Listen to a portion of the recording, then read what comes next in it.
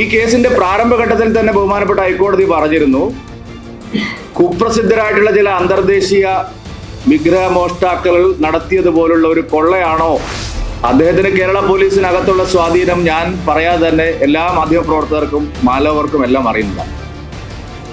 ശങ്കർദാസിലേക്ക് ഒരു അന്വേഷണവും എത്തുന്നില്ല. കടകംപള്ളി സുരേന്ദ്രനെ ചോദ്യം ചെയ്തത് ദിവസങ്ങൾ കഴിഞ്ഞാണ് പുറത്തു വന്നതെങ്കിലും കടകംപള്ളി സുരേന്ദ്രനെ ചോദ്യം ചെയ്തതിന് ശേഷം ഇപ്പൊ തന്നെ ഈ SIT അന്വേഷണം പ്രമുഖരായ പലരെയും രക്ഷപ്പെടുത്താൻ വേണ്ടി നീക്കം നടത്തുന്നതായിട്ടാണ് മനസ്സിലാവുന്നത്. 10 മടങ്ങ് അല്ലെങ്കിൽ 100 മടങ്ങ് അടക്കമുള്ള തുക ഈ സ്വർണത്തിനും വിഗ്രഹങ്ങൾക്കും ലഭിക്കുമെന്നുള്ളത് കൊണ്ടാണ് ഇത്ര ആസൂത്രിതമായ ഒരു കൊള്ള നടന്നിരിക്കുന്നത്.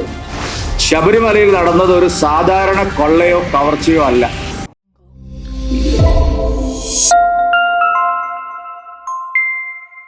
ശബരിമലയിലെ സ്വർണ്ണക്കൊള്ള, അതുമായി ബന്ധപ്പെട്ട് നടക്കുന്ന അന്വേഷണം, ഇപ്പോൾ പുറത്തു വരുന്ന പല വിവരങ്ങളും BJP നേരത്തെ എടുത്തിട്ടുള്ള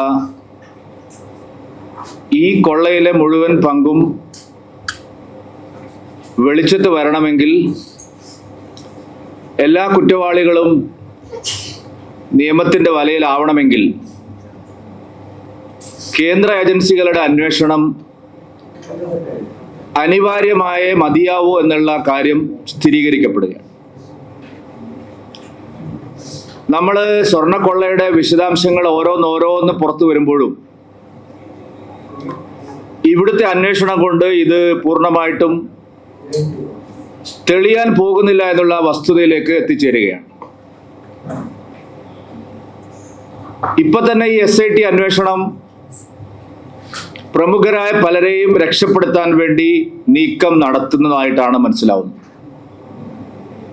തുടക്കത്തിൽ സ്പെഷ്യൽ ഇൻവെസ്റ്റിഗേഷൻ ടീം വളരെ മാതൃകാപരമായ അന്വേഷണമാണ് നടത്തുന്നത് എന്നുള്ള ഒരു തോന്നൽ ഉണ്ടാക്കിയിരുന്നു. ആ ഘട്ടത്തിൽ എല്ലാവരും SIT അന്വേഷണത്തെ പുകഴ്ത്തിയതുമാണ്, ഞങ്ങൾ ഒഴിച്ച്. പക്ഷെ അന്വേഷണം പുരോഗമിക്കുമ്പോൾ പ്രമുഖരായിട്ടുള്ള പല ആളുകളും ഇതിൽ പങ്കാളികളാണ് എന്ന് അന്വേഷണ സംഘത്തിന് ബോധ്യമായപ്പോൾ മുകളിൽ നിന്നുള്ള ഇടപെടലുകൾ ശക്തമായിരിക്കുകയാണ്. ഉദാഹരണത്തിന് കടകംപള്ളി സുരേന്ദ്രനെ ചോദ്യം ചെയ്തത് ദിവസങ്ങൾ കഴിഞ്ഞാണ് പുറത്തു വന്നതെങ്കിലും കടകംപള്ളി സുരേന്ദ്രനെ ചോദ്യം ചെയ്തതിന് ശേഷം സ്പെഷ്യൽ ഇൻവെസ്റ്റിഗേഷൻ ടീമിൽ കാര്യമായിട്ടുള്ള മാറ്റങ്ങൾ വരുത്തിയിരിക്കുകയാണ്. 2 പ്രമുഖരായിട്ടുള്ള CPM കേഡറുകളെ പോലീസിനകത്തുള്ള ഈ അന്വേഷണ സംഘത്തിൽ ഇപ്പോൾ ഉൾപ്പെടുത്തിയിരിക്കുകയാണ്.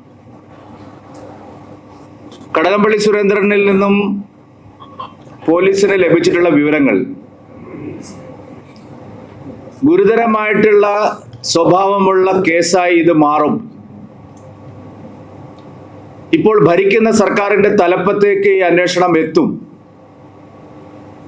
എന്ന് കൃത്യമായി മനസ്സിലാക്കിയ ആഭ്യന്തര വകുപ്പും സംസ്ഥാന ഗവൺമെന്റും ഇപ്പോൾ നടത്തിക്കൊണ്ടിരിക്കുന്ന പരിശ്രമങ്ങളെല്ലാം ഈ അന്വേഷണത്തെ അട്ടിമറിക്കാൻ വേണ്ടി മാത്രമുള്ളതാണ്. ഈ കേസിലെ പ്രധാനപ്പെട്ട കുറ്റവാളിയായി വരേണ്ട ഒരാൾ ശങ്കർദാസ് ആയിരുന്നു. അദ്ദേഹത്തിന് കേരള പോലീസിനകത്തുള്ള സ്വാധീനം ഞാൻ പറയാതെ തന്നെ എല്ലാ മാധ്യമപ്രവർത്തകർക്കും മാലോകർക്കും എല്ലാം അറിയുന്നതാണ്. ശങ്കർദാസിലേക്ക് ഒരു അന്വേഷണവും എത്തുന്നില്ല. പത്മകുമാറും വാസുവും അതുപോലെ ദേവസ്വം ഭരണത്തിന്റെ തലപ്പത്തുള്ള മറ്റു പലരിലേക്കും ഈ അന്വേഷണം എത്തിയപ്പോൾ വളരെ ബോധപൂർവം ശങ്കർദാസിലേക്ക് ഈ അന്വേഷണം എത്താതിരിക്കാൻ ഇപ്പോൾ SIT ശ്രമിച്ചുകൊണ്ടിരിക്കുകയാണ്. SIT കസ്റ്റഡിയിലെടുത്തു എന്ന് പറയുന്ന പല ആളുകളും കടുത്ത സമ്മർദ്ദത്തെ തുടർന്നാണ്, കോടതിയുടെ കർശനമായ ഇടപെടലിനെ തുടർന്നാണ് പല ആളുകളെയും ചോദ്യം ചെയ്യേണ്ടി വന്നതും അറസ്റ്റ് ചെയ്യേണ്ടി വന്നതും. അതിനിടയിലാണ് ഈ കേസിന് പുതിയൊരു മാനം കൂടി വന്നിരിക്കുന്നത്. എന്തുകൊണ്ട് കേന്ദ്ര ഏജൻസികളുടെ അന്വേഷണം ആവശ്യമാണ് എന്നുള്ള ചോദ്യത്തിന് കൃത്യമായ ഉത്തരം ഇപ്പോൾ വന്നിരിക്കുക. ഈ കേസ് അന്വേഷണം ശരിയായ നിലയിൽ പോകുന്നു എന്ന് പ്രതിപക്ഷ നേതാവ് ഉൾപ്പെടെ മുൻ പ്രതിപക്ഷ നേതാവ് ഉൾപ്പെടെയുള്ള ആളുകൾ സമ്മതിച്ച ഒരു ഘട്ടത്തിലാണ് സംസ്ഥാനത്തിന്റെ മുൻ പ്രതിപക്ഷ നേതാവ് ശ്രീ രമേശ് ചെന്നിത്തല ഒരു വെളിപ്പെടുത്തൽ നടത്തുന്നത്. ആ വെളിപ്പെടുത്തൽ ആദ്യഘട്ടത്തിൽ അത്ര ഗൗരവമുള്ള ഒരു വെളിപ്പെടുത്തലായി പൊതുസമൂഹം വിലയിരുത്തിയില്ലെങ്കിലും കുറച്ചു കഴിഞ്ഞപ്പോൾ ആ വെളിപ്പെടുത്തലിന് പിന്നിൽ ഗൗരവമേറിയ ചില സംഭവങ്ങൾ ഉണ്ടാവാം എന്നുള്ള നിലയിലേക്ക് നമ്മുടെ നാട് വന്നു. ആ വെളിപ്പെടുത്തൽ ഇങ്ങനെയായിരുന്നു: വിദേശത്തുള്ള തൻ്റെ ഒരു വ്യവസായി സുഹൃത്ത് ഈ കേസിൽ സാധാരണ സ്വർണത്തിന്റെ വില മാത്രമല്ല മോഷ്ടാക്കൾ ഉദ്ദേശിച്ച് ഇങ്ങനെ ഒരു കവർച്ച നടത്തിയത്. ഇതിനെ ഒരു പുരാവസ്തു വകുപ്പിൽ കൈകാര്യം ചെയ്തുകൊണ്ടാണ് 10 മടങ്ങ് അല്ലെങ്കിൽ 100 മടങ്ങ് അടക്കമുള്ള തുക ഈ സ്വർണത്തിനും വിഗ്രഹങ്ങൾക്കും ലഭിക്കുമെന്നുള്ളത് കൊണ്ടാണ് ഇത്ര ആസൂത്രിതമായ ഒരു കൊള്ള നടന്നിരിക്കുന്നത്. അതിനെക്കുറിച്ചുള്ള ചില വിശദാംശങ്ങൾ അദ്ദേഹം സൂചിപ്പിക്കുകയുണ്ടായി എന്നാണ് പറഞ്ഞത്. സ്വാഭാവികമായും ബഹുമാനപ്പെട്ട മുൻ പ്രതിപക്ഷ നേതാവ് പറഞ്ഞു, അങ്ങനെയാണെങ്കിൽ താങ്കൾ ഇത് SITയെ അറിയിക്കണം, അതിനുള്ള സംവിധാനം ഞാൻ ചെയ്തുതരാം. അപ്പോഴാണ് ഈ കേസിന്റെ മാനത്തിനെ കുറിച്ച് നേരത്തെ തന്നെ ബഹുമാനപ്പെട്ട ഹൈക്കോടതി പറഞ്ഞ ഒരു കാര്യമുണ്ട്. വലിയ തോതിൽ അത് ചർച്ചയായില്ല എന്ന് മാത്രമേ ഉള്ളൂ. ഈ കേസിന്റെ പ്രാരംഭഘട്ടത്തിൽ തന്നെ ബഹുമാനപ്പെട്ട ഹൈക്കോടതി പറഞ്ഞിരുന്നു, കുപ്രസിദ്ധരായിട്ടുള്ള ചില അന്തർദേശീയ വിഗ്രഹ മോഷ്ടാക്കൾ നടത്തിയതുപോലുള്ള ഒരു കൊള്ളയാണോ, ചില പേരുകൾ ഉദ്ധരിച്ചുകൊണ്ടാണ് ഹൈക്കോടതി നിരീക്ഷിച്ചത് ശബരിമലയിൽ നടന്നത്. സ്വാഭാവികമായും ബഹുമാനപ്പെട്ട ഹൈക്കോടതിക്ക് നേരത്തെ തന്നെ ഒരു സംശയം ഉണ്ടായിരുന്നു. കാരണം ഇതൊരു ശബരിമലയിലെ ഇത്ര കിലോ സ്വർണം മോഷ്ടിച്ച് അതിന്റെ നടപ്പ് വില വാങ്ങി എടുക്കാൻ വേണ്ടി മാത്രം നടന്ന ഒരു കൊള്ളയല്ല എന്നുള്ളതിനെ സംബന്ധിച്ച ഒരു ന്യായമായ സംശയം ആദ്യമേ ഹൈക്കോടതിക്ക് ഉണ്ടായിരുന്നു. ആ സംശയം ബലപ്പെടുത്തുന്ന നിലയിലാണ് ഒരു വ്യവസായി തന്നോട് ഇത്തരം കാര്യങ്ങൾ വെളിപ്പെടുത്തിയത് എന്നുള്ള കാര്യം ബഹുമാനപ്പെട്ട രമേശ് ചെന്നിത്തല ചൂണ്ടിക്കാണിക്കുന്നു.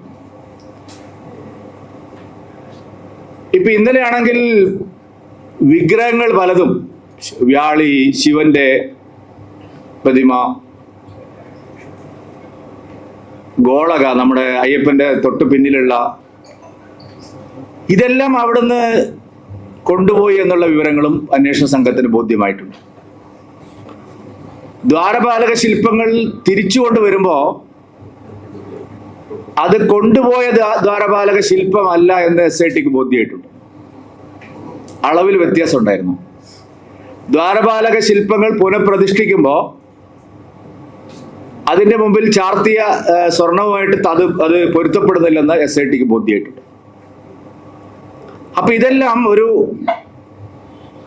പുരാവസ്തു ആന്റിക് ബിസിനസ്സിലേക്ക് ഇതിനെ നയിച്ചിട്ടുണ്ടോ എന്നുള്ള കൃത്യമായിട്ടുള്ള സംശയം SITക്കും അതിനുശേഷം വ്യവസായിയിൽ നിന്ന് ലഭിച്ച വിവരങ്ങളുടെയും എല്ലാം അടിസ്ഥാനത്തിൽ നാം കാണുമ്പോഴാണ് ശബരിമലയിൽ നടന്നത് ഒരു സാധാരണ കൊള്ളയോ കവർച്ചയോ അല്ല. അതിനപ്പുറത്തേക്ക് രാജ്യാന്തര തലത്തിൽ തന്നെയുള്ള ഒരു മാനം ഈ കേസിലുണ്ട് എന്നുള്ള കാര്യങ്ങൾ ബോധ്യമാവുന്നത്.